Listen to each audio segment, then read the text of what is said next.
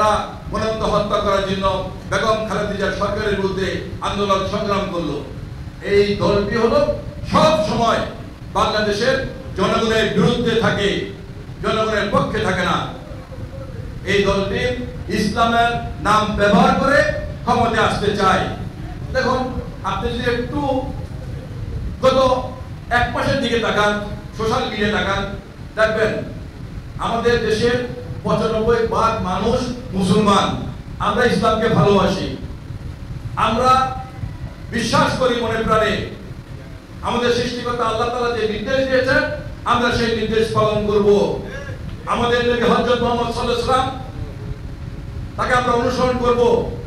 কিন্তু এই ইসলাম নাম দিয়ে যে দলে রাজনীতি করে তারা গত এক মাস যাবত কি বক্তব্য রাখছেন?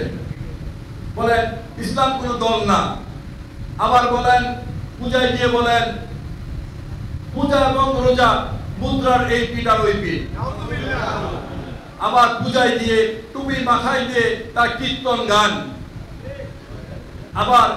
আবার দেখবেন জামাতের নেতা বলেন যদি মসজিদের ভিতরে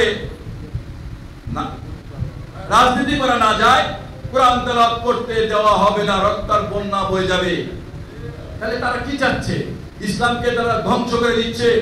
তারা বলেন এই ইসলাম, জামাত ইসলামকে দাঁড়িয়ে ভোট না দিলে কোরআনের বিরোধিতা করা হবে।